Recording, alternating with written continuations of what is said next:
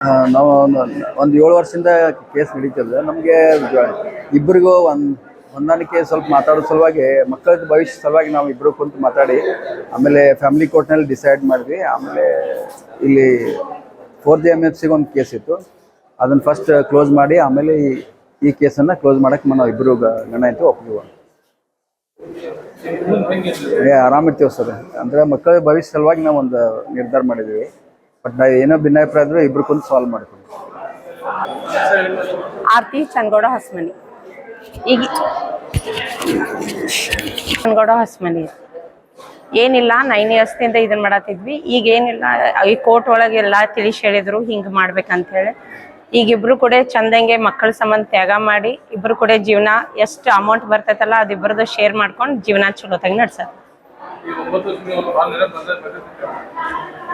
ಬಂದ್ರು ಇಲ್ಲ, ಕೋರ್ಟ್ ಒಳಗೆ ಸಿಕ್ತಿದ್ದೀವ್ರಿ. ಖರೆ ಎಲ್ಲಾ ಮಿಸ್ಅಂಡರ್ಸ್ಟ್ಯಾಂಡಿಂಗ್ ಆಗಿದ್ದು, ಸಮ್ ಮಿಸ್ಅಂಡರ್ಸ್ಟ್ಯಾಂಡಿಂಗ್ ಎಲ್ಲ ದೂರ ಮಾಡ್ಕೊಂಡು ಈಗೆಲ್ಲ ಕೂಡಿ ಅದೇವಿ.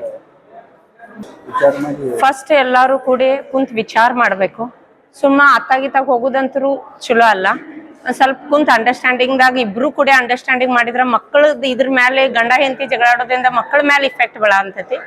ಅದ ಇಂಥ ಅಂಡರ್ಸ್ಟ್ಯಾಂಡಿಂಗ್ ಸುಮ್ನ ಇಬ್ರು ಗಂಡ ಹೆಂಡತಿ ಕೂಲ್ ಡೌನ್ ದಿಂದ ಕುಂತ್ ವಿಚಾರ ಮಾಡಿದ್ರ ಇದಕ್ ಸೊಲ್ಯೂಷನ್ ಸಿಕ್ಕಾ ಬಿಡ್ತೈತಿ. ಸುಮ್ಮ ಕೋರ್ಟಿಗೆ ಬರೋದ್ ಜರೂರತ್ತು ಇಲ್ಲ ಅಂತ ನನ್ಗ ಅನ್ಸತೈತಿ.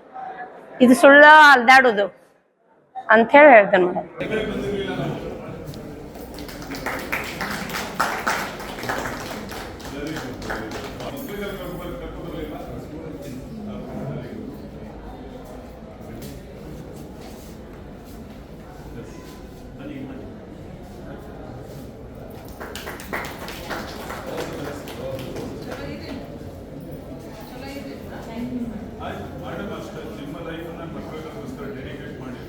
ರಿಯಲಿ ಮಿಸ್ ಮಾಡ್ಕೊಳ್ತಾರೆ.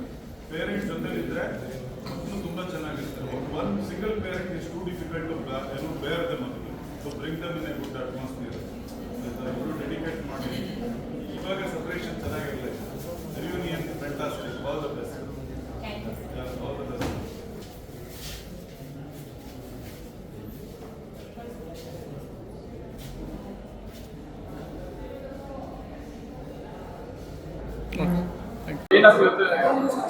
ಇವತ್ತು ಕೌಟುಂಬಿಕ ಕಲಹ ಪ್ರಕರಣ 2017ರಿಂದ ಪೆಂಡಿಂಗ್ ಇತ್ತು. ಪರಸ್ಪರ ಒಪ್ಪಿಕೊಂಡು ತಮ್ಮ ವೈವಾಹಿಕ ಜೀವನ ಮುಂದುವರಿಸಲು ನ್ಯಾಯಾಲಯದ ಸಮ್ಮುಖ ಒಪ್ಪಿಕೊಂಡು ಅವರು ಜೀವನ ಮಾಡಲಿಕ್ಕೆ ಒಪ್ಪಿಕೊಂಡಿದ್ದಾರೆ. 9 ವರ್ಷಗಳ ಪೆಂಡಿಂಗ್ ವಿವಾದಕ್ಕೆ ಇಂದು ಪರಸ್ಪರ ಒಪ್ಪಿಗೆಯಿಂದ ನ್ಯಾಯಾಲಯದ ಮುಂದೆ ತೆರೆ ಬಂತು.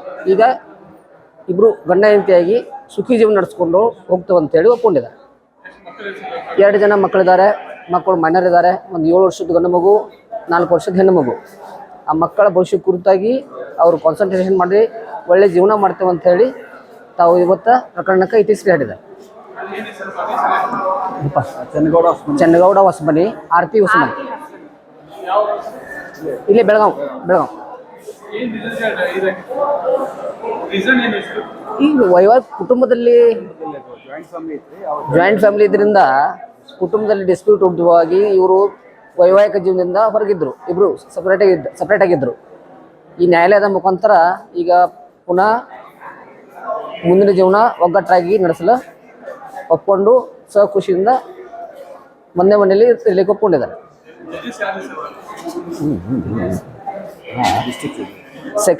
4th MFC ಸಾಕಷ್ಟು.